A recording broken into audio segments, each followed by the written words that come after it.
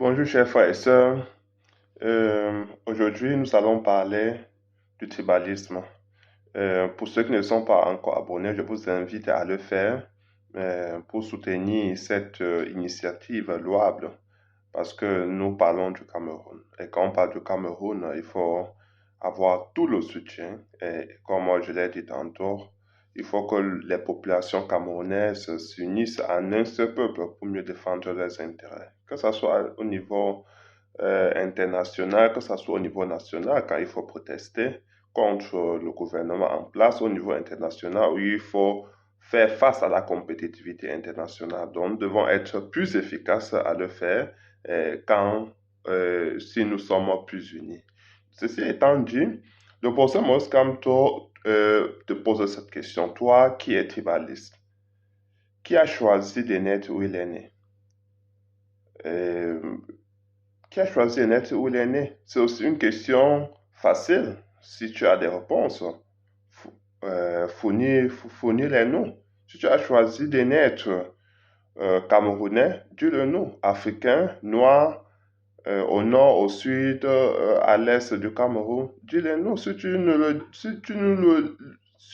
le dis, on pourra comprendre ta position, on pourra comprendre euh, pourquoi la raison pour laquelle tu discrimines les autres, tu stigmatises certains Camerounais d'une autre région. Dis-le nous.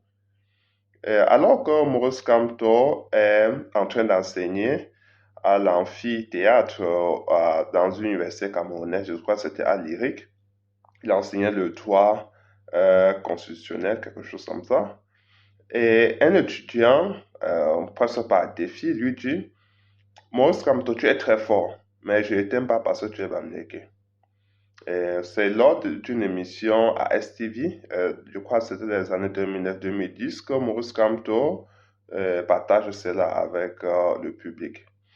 Alors, Maurice Kamto arrête son cours pour quelques secondes. Il dit ceci, je le cite. J'arrête mon cours et je vais poser une question. Si je n'obtiens pas de vous la réponse que j'attends, alors j'aurai arrêté mon cours pour rien et je resterai très déçu. Il pose la question à tout le monde, à tous ses étudiants. Qui a choisi de naître où il est né? Il pose ça à toute la classe. Ils sont des milliers, presque 300 étudiants. Et tous les étudiants se regardent. Ils disent que, mais effectivement, c'est vrai, nous n'avons pas choisi de naître à l'ouest, à l'est ou au sud. Et effectivement, c'est un hasard. Et moi, sans te le dire, oui, la naissance, c'est un hasard. Parce que je vais vous dire, ceux qui meurent dans les guerres en Irak, en Afghanistan, ils pouvaient choisir de naître aux États-Unis en sachant que là-bas, il y a le calme, il y a les ressources, il y a de la richesse, le pays, les États-Unis sont riches. Et, et même ceux qui sont souvent discriminés, certains noirs, ils pouvaient choisir d'être blancs. Peut-être pour un instant, pour des raisons de carrière. Il y a des blancs qui aiment bien la peau des noirs parce que ça ne vieillit pas, mais en même temps, ils ne veulent pas faire face à la discrimination, au racisme. Ils voudraient bien être noirs par moment pour en profiter de ce système génétique-là, ou bien pour être un grand sportif de renom, puisque la majorité des sportifs, footballeurs, basketteurs, c'est généralement des noirs, ils voudraient bien en profiter de cela, tout en restant blancs, donc devenir noirs pour juste pour être compétitif et revenir à, aux couleurs de peau initiale.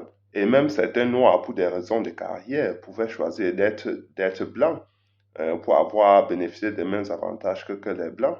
Donc, vous comprenez que la naissance, c'est un hasard. Et donc, on ne peut pas en faire grand bruit parce qu'on est né du nord, du sud, de l'est à l'ouest. Les bons comme les mauvais se trouvent partout, dans toutes les régions, dans tous les pays. Vous trouvez des racistes, vous trouverez des gens qui stigmatisent, c'est partout. Maintenant, quel est le devoir à nous?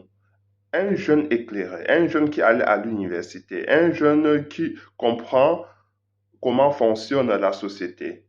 Un jeune qui a l'esprit critique, qu'est-ce qu'il doit faire? Il doit intervenir auprès de ses amis, de ses membres de famille pour que cette mentalité-là change. S'il y a le tribalisme qui est dans la famille et qu'on stigmatise souvent des gens de manière globale, de manière généralisée, un jeune éclairé ou une jeune éclairée doit justement partager avec sa famille c'est ce qu'il a appris à l'université parce que je ne pense pas, on apprend à l'université des normes du vivre ensemble et de tout cela. Et même dans notre société, même déjà, il y a ce brassage-là qui est presque automatique, naturel. Donc, un jeune éclairé doit plutôt éduquer sa famille et doit en quelque sorte proposer une nouvelle vision à sa famille, à ses amis, que non, on ne peut pas dire ceci de telle ethnie parce que ce n'est pas vrai. Eux tous ne sont pas comme ça. Non, on ne peut pas stigmatiser des gens juste pour cette raison. Il faut être clair, franc avec les membres de vos familles, avec les membres de nos familles. Nous devons l'être. Il faut sensibiliser à tout niveau, partout où nous sommes. C'est comme ça que nous allons nous réconcilier. Et je dis encore, si nous ne sommes pas un peuple uni, on ne peut pas défendre mieux nos intérêts.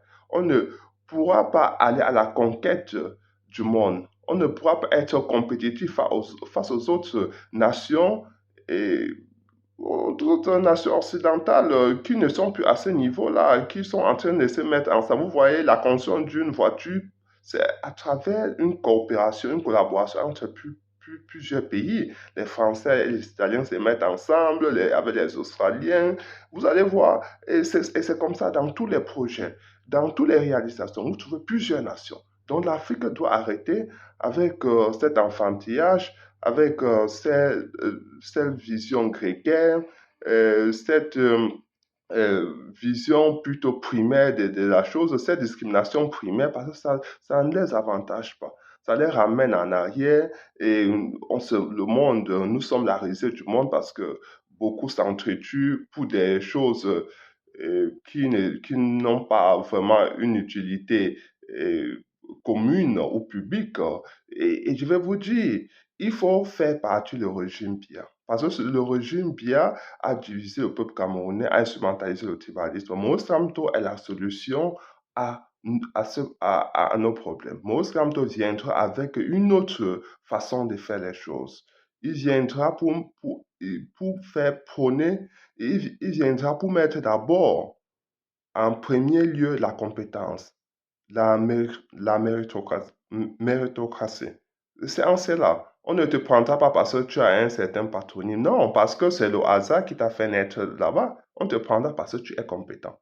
Et aujourd'hui, les Camerounais sont divisés autour des conciliations frugales et alimentaires. Donc, c'est parce que la distribution des ressources n'est pas équitable. Ce partage n'est pas équitable. Donc, nous tous, ces jeunes-là, éclairés, qui ont étudié, doivent prôner par l'exemple, doivent sensibiliser leur famille.